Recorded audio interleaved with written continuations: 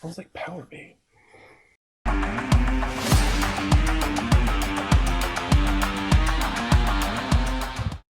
Hello and welcome to the Pro Cycle YouTube channel. I'm Tom, and today we're going to be rebuilding and upgrading our XR650L forks.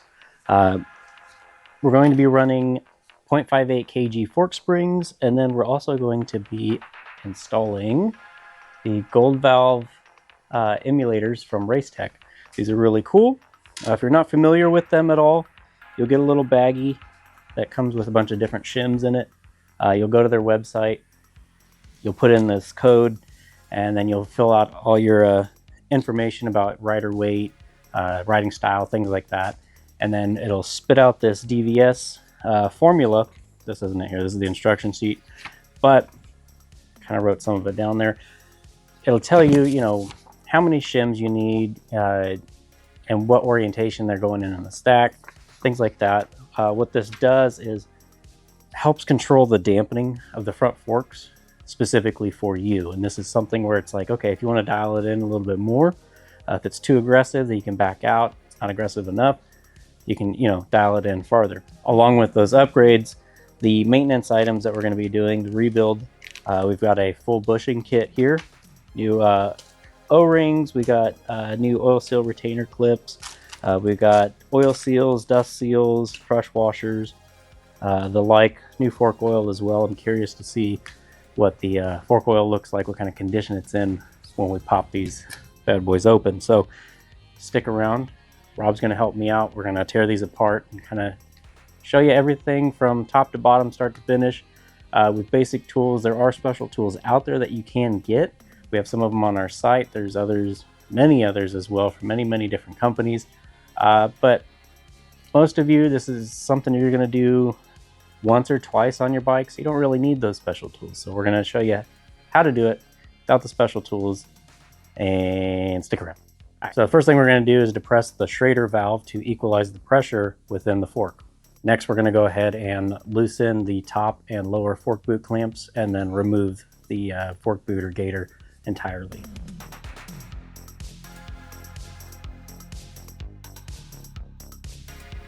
Now that we've bled the pressure from the fork tube, go ahead and remove the cap.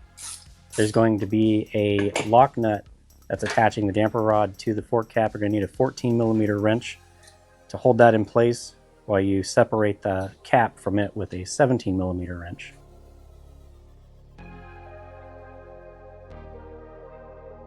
Now go ahead and set your fork cap and that washer somewhere nice and clean, and set your spring into a tub or a bin that's going to be able to withstand fork oil. And this is where we're going to put our fork tube in as well to drain the oil out of it.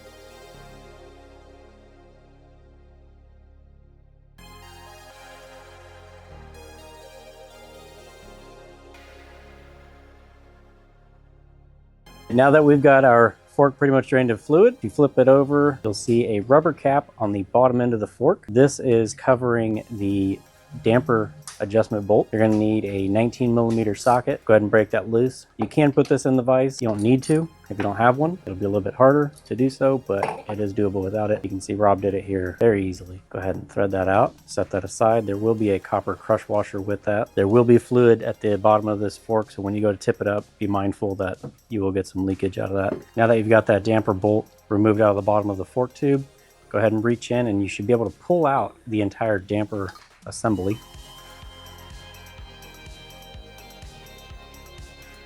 Once you get that out, go ahead and set your fork tube aside as we're going to disassemble the damper rod system. All right, now before we can disassemble this entire system here, there's two things we've got to remove before we can start getting to the cartridge in there. Here we have, there's a little spanner nut that kind of runs around here. I use snap ring pliers. There is a tool out there that you can buy that will fit in there. Some of you might have something around the house. I've seen people use like old forks and stuff. It's not on very tight, but snap ring pliers seem to work for me. Just stick them in those holes there. Yeah, just back that out and then you'll be able to pull out that cartridge system here. And then on this end, if you take this apart, there's this lock nut here. It's halfway threaded through. So whenever you put this back together, You take it off. The non-threaded inner portion goes on first, so it slips down. And then this is the end that your fork cap threads onto, so that you guys know what you're looking at here. Rob's gonna go ahead and take these apart here, and then basically you use this as kind of like a ramrod, and you'll push out here, and then the cartridge system will come out.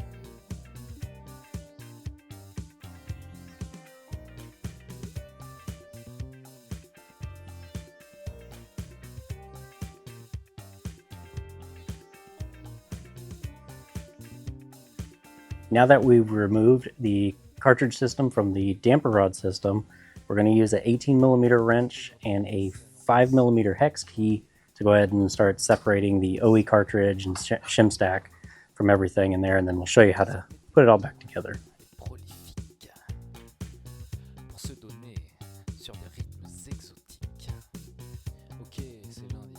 Okay, so this is the cartridge layout here. So this is the OEM Honda setup here. Okay, so we've got our valving bolt, we've got a sleeve washer, we've got a check spring, we've got a check plate, and then we have our compression valving here, right? This is the OE one from Honda. This is the shim stack that Honda came out with for the XR. And then down here is the base plate, and then followed by the and then for our setup, for an XR with a intermediate rider, over 30 years old, we're looking about 230 pounds with gear, standard stiffness, oversized tank. Now when we go to put this back together, we're going to reuse our valving bolt, we're going to reuse the sleeve washer, and then the check spring, we're going to go ahead and use the one that came with our kit. Talked to our friends at Race Tech. They said for the XR, it doesn't really matter too much. They're not too far off in compression there, spring rate. And then we're going to go ahead and use the check plate that was in the bike before. This is the Race Tech gold valve right here, important thing. So there's 3 holes up top here. You can kind of see there. Okay. So the bolt comes in this side and your shim stack will be on this side where there's 6 holes there that are kind of protruding out right there like that. It's very important that it's stacked like that. 6 holes that way, 3 holes this way. So now when you get this kit from Race Tech, you'll get a cool little sheet, and it'll have this little QR code. You can also go to the website, you'll have an access code. You'll put that in, and then it'll ask you some questions about the bike, the rider that's on the bike, modifications, things like that. And then you'll get a printout, and it'll have all this information for you, and it'll tell you what shims to use, how many, your damper adjustments, preload where it needs to be at, weight of oil, all that fun stuff. Our DVS printout for a 230 pound rider, intermediate, standard stiffness, oversized tank. We went with dual sport riding as well. They want 2 of the 0.15 by 17 shims, that's these here, and then 9 of the 0.1 by 17 shims, which are these here. And then it comes with these really thick, like stainless steel washers. We're gonna need 2 of these to thicken up the stack, so that way when that's all said and done, that stack gets up to this end of the thread portion here on this valve bolt. Okay, it's very important. Without those washers, if it's here, that cartridge and everything is just going to be slopping around, and it's not going to do anything for you when you're riding. So you do need to make sure that you shim those out. Minimum, you want it the same thickness as all this original component put together. So you can take a measurement of that and make sure that this matches that. But as long as you're there or above, you'll be good to go. And then be sure when you're putting this back together that you clean this all out with contact cleaner, this end here, the threaded portion, and this end, because it did come with red thread locker on it. And so we're going to apply some red thread lock when we go to install this here in just a moment. And we've got our valving bolt, we've got our sleeve washer, we've got our check spring, got our check plate. There's a little bit of like a lip right there, you can kind of see it, right? That needs to definitely be pressed down over that. Our gold valve, see the 3 holes, and then there's 6 holes. The 3 holes go towards the bolt head. The big thing here is making sure that this check valve spring loaded and moves freely. Now we add our shims. Got our two 15 by 17s and 9 of the 10 by 17s. So we got the base plate, and then we got the 2 supplied washers in our old valve kit. These can go on either side of that base plate there. Doesn't really matter. We just want to make sure that we're getting this stack up to these threads here, okay? So when we thread this on, it bottoms out against the washers and not the end of the threads. And that'll keep everything nice and tight together in here, okay? Just like that. And then you torque this down to 25 inch-pounds. Now we're going to take our damper rod system, go ahead and pull that back down. So now we're going to put this back together. So we'll make sure we got a little bit of fork oil on this O-ring here. This will be a snug fit. Don't just hammer straight down when you're putting this in. You know, bring it in and then just kind of twist it and rock it in, and it'll eventually go in.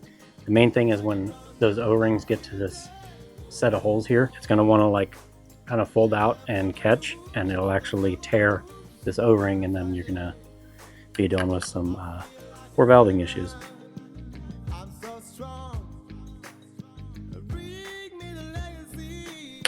Just be gentle with it. It's not a race. There we go. Just like that. Now we take our spanner nut, we'll set it here, we'll tighten that down. And this, I believe, if you wanted to torque it, I think it's that same 25 inch-pounds. For those of you that don't have the special tools, got a set of snap ring pliers here. Next thing we're going to do is we're going to be rebuilding our forks here. First thing we got to do is remove this dust seal. There's not much of a lip here, so if you take a flathead screwdriver or a punch, come in at a slight angle with like a dead blow hammer, maybe even a ball peen hammer, but just light taps and just work your way around, it'll come off. The next thing is going to be removing the oil seal, but you got to remove the oil seal retainer. Take a little screwdriver and you just stick it in there and just pry like so. You can just work your way around. Just keep grabbing those little waves and it comes out like so. Now that you got that seal retainer out of the way, the best way to get this oil seal out is to just use the fork tubes together like a slide hammer. So you'll compress the stanchion tube down into the lower fork tube and then you'll ram it out. The outer fork bushing on here, you'll see it slides all off. Everything slides off except for this lower fork bushing here, or inner fork bushing, if you will. There's a little slit right there, right? You can kind of see it. There's a couple different ways you can do this. I just take a little flathead screwdriver, stick it into the slit and then twist, and it'll kind of prong it open, and then you can just kind of pop it off the end there. Okay, I'm gonna try to do this so you guys can see it.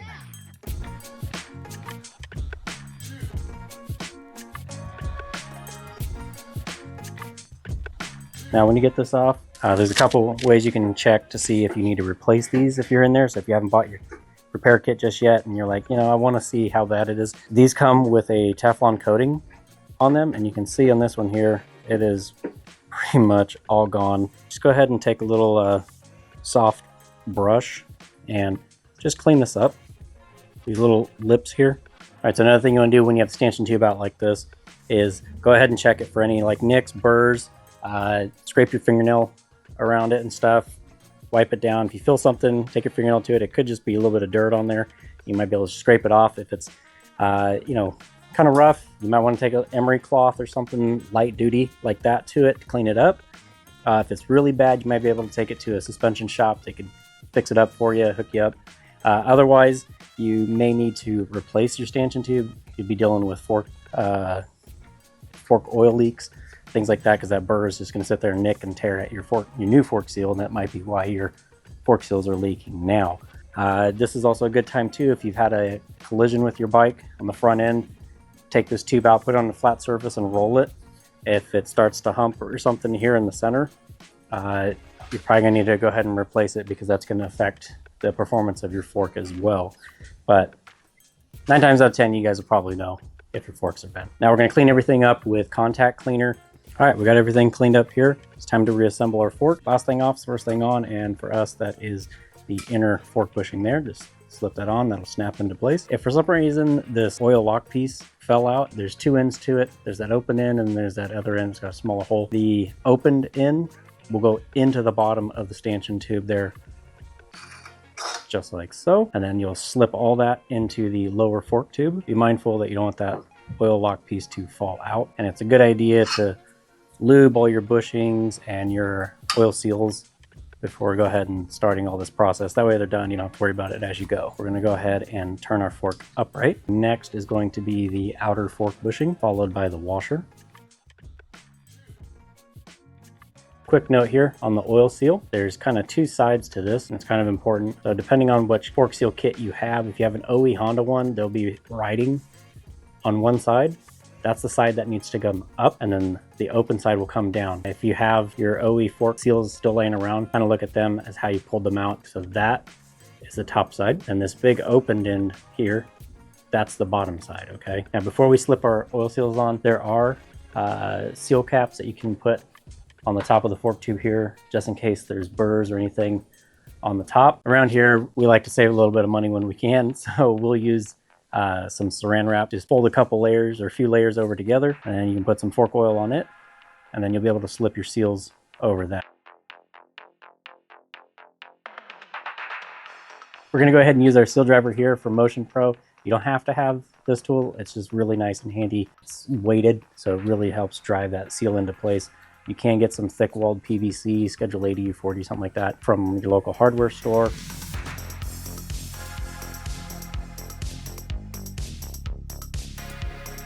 Oil seal retainer.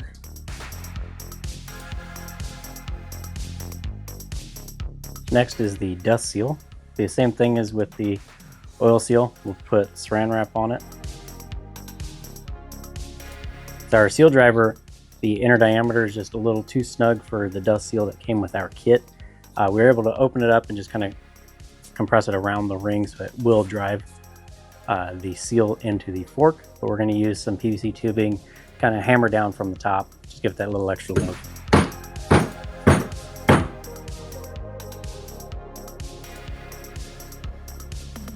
All right, now that we've replaced the seals and bushings inside of our fork, we're going to reinstall the damper assembly back into our forks. But first, we've got this damper bolt here with the little adjuster on the bottom.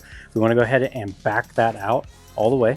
Now with a Racetech kit, if you're doing the gold valves, you will get a number of clicks that you need to back that adjuster out from bottom. Ours is going to be 10 turns out. We'll do that once we get it installed there, but want to let you guys know, don't worry about that, and that's why it was important to count your clicks before taking that all apart. Now that we've got our damper rod assembly, we're going to go ahead and take that, insert that down in here. This lock nut here, I want to go ahead and thread that down just until it bottoms out, just very lightly, just so when we go to put the cap on later, that's already down and we can get the most meat of threads into the cap, because that's what's going to be kind of holding all this together. Now we have all this down here. What you're seeing in here is the gold valve assembly. All that, the cartridge assembly, is sitting down here, and so our damper bolt is going to thread in there, and that is going to be torqued to 25 foot-pounds. And don't forget to replace that crush washer that's on there when you go to do this. And go ahead and bottom this out. 1, 2, 3, 4, 5, 6, 7, 8, 9, 10. All right, now that we got all that put back together, we're going to add our fork oil. We're going to use 5-weight. Now, looking at our DVS sheet, it says fork oil level needs to be at 130 millimeters. Just trying to shimmy it and get some of those air bubbles out. There is a tool. It's a damper rod bleeder tool, and basically it comes down here and it threads onto here, and it allows you to raise and lower the damper rod and kind of bleed the system. You don't really need it if you're just doing this, one time. I will say this, when you go to pull this out to bleed the system down low, be very careful how quick you pull this out, because basically what happens is this causes suction and pulls fork oil up out of here like a straw, and there are little holes right here on the side underneath the lock nut, and on top. If you pull this up fast, it will shoot fork oil out and you'll get it everywhere. Going down you can go faster, but coming up you want to go slower. But just do full strokes all the way up and all the way down. Up, down. And you can see it there. So pretty much once you get fork oil coming out of here, then the system's pretty much bled. So what we're going to do is start checking our fork oil level. That's actually pretty low. I know that I'm not even going to be close. So let's start with our second bottle. Usually you need about 3 quarts to do 2 forks. All right, so we got a set of digital calipers here. We set these to 130 millimeters, and what we're going to do is take the stick portion here, run that in, and then the bottom of the caliper here, we're going to set that on the edge. Like so. We're going to pull it out, and we're just going to use this as a dipstick. So as soon as oil starts appearing on the bottom of the stick there, then we know we're at our 130 millimeters. The nice thing is this doesn't have to be super exact. Big thing is making sure that you have the same amount of fork oil in both forks. There we go. It's on the dipstick. Now we've got it where we want. We'll just give it one more go, bleeding it. Raise our fork tube up. And we'll lower our fork tube down. Bring it up again. So again, we're going to use our calipers here. Wouldn't you know it? Fork oil dropped that a little bit more. There we go. Now before we can finish assembling the fork, we need to cut some spacers. Since there was a lot done suspension wise, I'm going to cut the new spacers by matching the total length of the stock spring and spacer. So simply lay these components side by side as you see here in the image, with the ends of the springs squared off with each other, then mark on your new spacer material where the old spacer was cut. This is an easy and quick way to get your bike together. From here you can adjust the preload as needed after riding the bike. Racetech recommends 6 millimeters of preload for us here. Again, this is a recommendation, not a rule. If you need to make changes to the preload, we recommend doing so in 1 millimeter increments. Now that we've got our fork bled, we've got fluid in there, it's all good to go. We're going to take our spring here. So this is the fun part. We want to pull stamper rod all the way up, slip our fork spring down, because we need to be able to thread our cap on and cinch it down. We're going to throw our spacer on, followed by our washer. There is a damper rod holding tool out there that you can get. It's a great tool to have. Don't really need it if you're just doing this once every great while. So thread that on. We got our cap tightened to our damper rod. Now we can slide our stanchion tube up and tighten down our fork cap. I will put the torque value here in the screen somewhere because I don't remember it right now, to be honest. You'll be able to torque this down once you get the fork leg back up into the triple clamps, and you can tighten those pinch bolts down and really hold this in place and then give it a good torque. Give it a little wipe down and a pat on the back because we just rebuilt our XR650L forks. Bushings, we got seals in there, we did our gold valves, we upgraded our fork springs. I'm excited to see how this XR handles out on the trail. It already feels a lot better than what was in there. So now go ahead and slip this up into your fork tubes, tighten those pinch bolts down, install everything, tighten that fork cap down the rest of the way, torque it down rather, and then go ride. And if you need to make any adjustments, if you're like, oh, the valving just feels a little off, call Racetech. Ask for the tech department and tell them, you know, what setup you've got and where you're feeling the bike is and where you want it to go, and they will help point you in the right direction. You know, maybe you need to increase your shim stack, maybe you need to decrease it or add more oil, less oil. Phenomenal people over there. You call us, we'll help you too, but to be honest, they're going to be the ones that know this product inside and out. They develop it and they deal with it day in, day out. Cap back on the fork cap. Put this bottom plug here. Hey, thanks for sticking around. This concludes our fork rebuild and upgrade for the XR650L. We got new seals, we got bushings, we got our gold valve cartridges from Racetech. We've got our new fork springs from Racetech as well. These are 0.58 kg springs. I'm really excited to see what this does for our XR out on the trail. I think it's really going to help with a lot of our high-speed stuff that we try to push this bike through. Stick around, there will be some ride videos up. This video is probably going to be long enough as it is. I don't really want to try to combine a lot of that stuff in here. And other than that, remember, your adventure begins here. You guys are awesome. Thank you. Peace out.